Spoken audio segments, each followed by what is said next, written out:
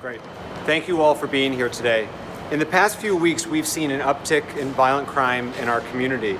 This week alone, 2 women were attacked, one murdered, another brutally assaulted.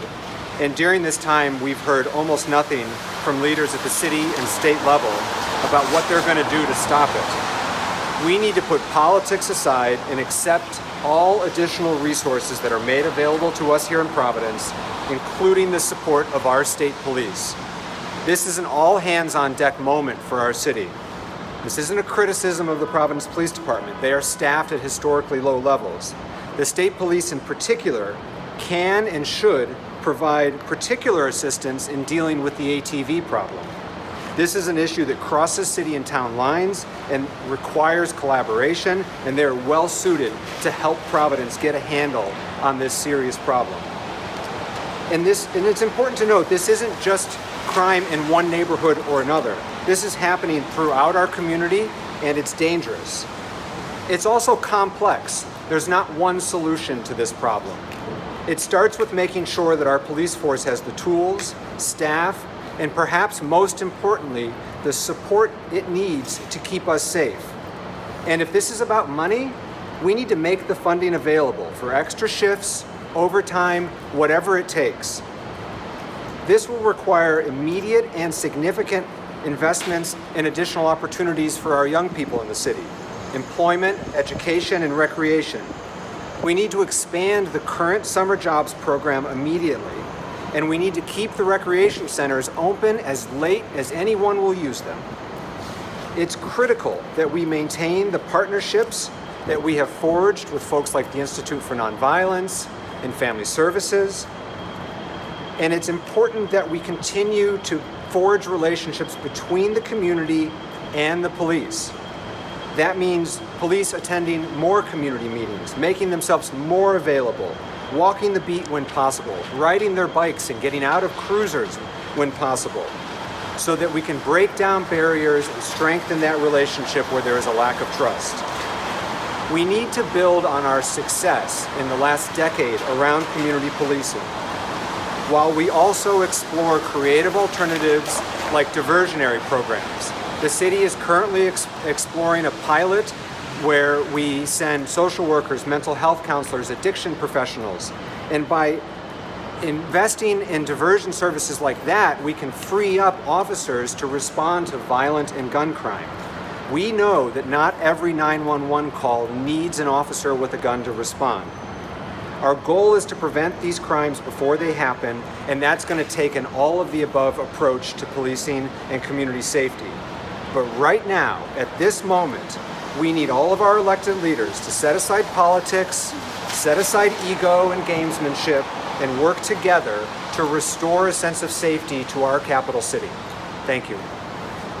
So you're talking about a more holistic approach here, not just more funding for police, not just backing that pilot program. In order to ensure safety in Providence, we do need to be smart and thoughtful and comprehensive about how we... In order to ensure public safety in Providence, we do need to be comprehensive in our approach. Police isn't a part of it, but it's not the only part. It's also partnerships and opportunities for young people. However, at this moment in time, if there are additional resources being offered by the state police and others, we need to accept them. We need to take all the help that we can get to get through the summer. There's 8 or 10 weeks left of the summer. We know there's an uptick in crime during the summer. And as a community and as a state, because Rhode Island has a vested interest in a safe capital city, we need to all pitch in and work together to get through this summer. Is the bickering among politicians part of the problem, as you see it? I don't know what's preventing the city from accepting the additional help, but I think what we need to do as a candidate for mayor, and if I were mayor today, I would be accepting the help that's being offered. This morning, North Providence Mayor Charlie Lombardi suggested using fire hoses to deter ATV riders. Does that seem outrageous, or sort of the direction that things need to go, in your opinion, as a candidate for mayor? That sort of heavy-handed approach is not the approach that I would take.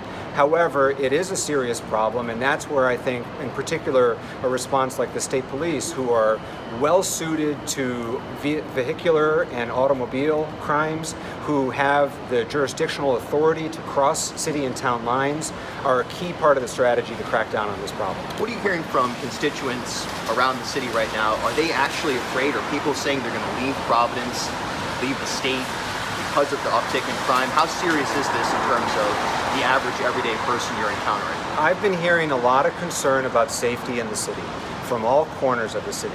And in Providence, thankfully, I think we have a public that understands it's not just police, but it's these other things like community programs, partnerships, rec centers, job opportunities. But there is a real sense of a lack of safety right now, and it's concerning to me and it's concerning to them.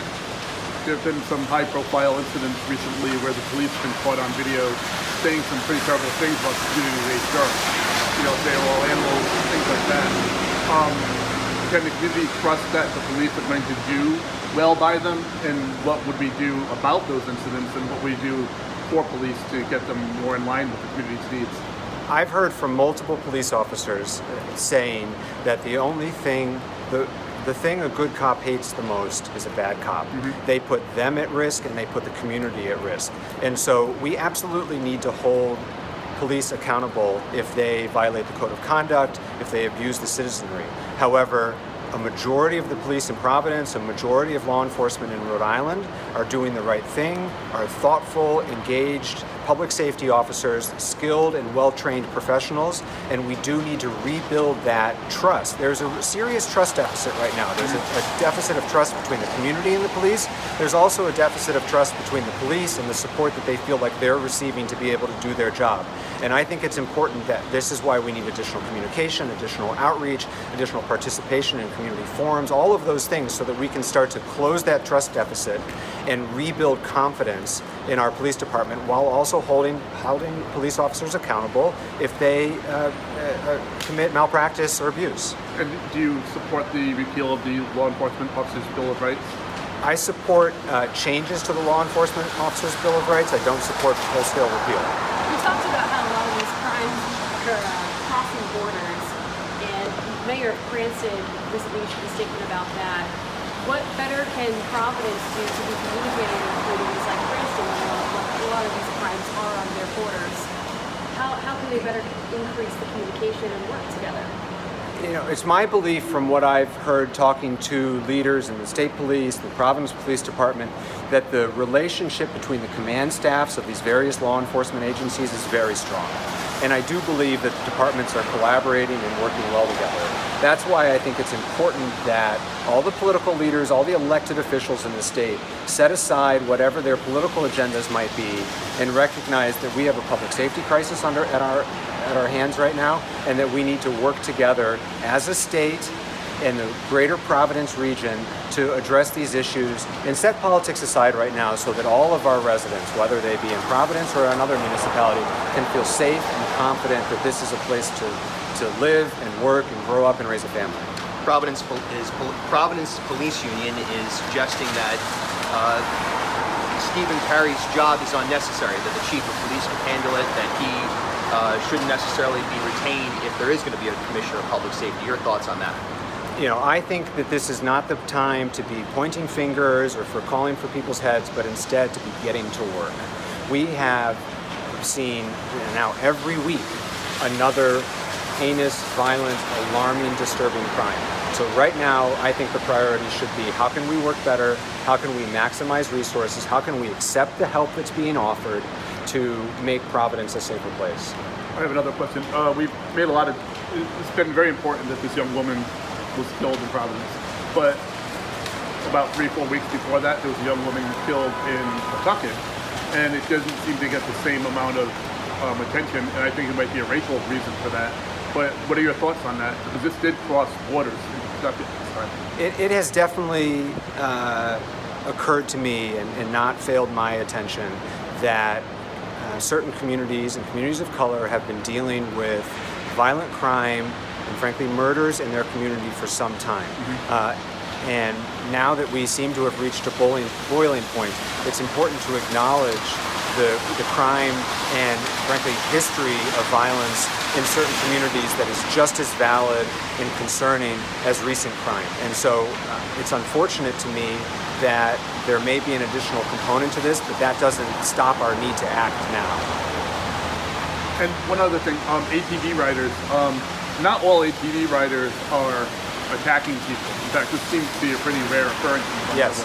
And so when we take a strong stance against all ATV riders because of this one incident, do you think that's exactly fair? I mean, what are your thoughts on that aspect? So my understanding is that the mayor has, and if I were mayor, I would be meeting with the riders as well. I think it's totally appropriate to explore an off-road, safe, appropriate place for them to ride their vehicles. And I don't have any objection to that, and I understand that that's a recreational opportunity that's appealing to a lot of people in the city. Mm-hmm. However, every ATV on the street is illegal. Right. And so I have no tolerance for illegal activity that's jeopardizing the health and safety of the riders and of pedestrians and other drivers on the streets. And so, yes, we should be looking for safe, appropriate places for them to consider riding and exploring their hobby.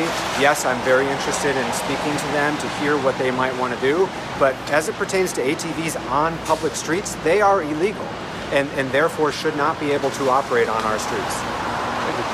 Thanks much. Thank you. Thank you.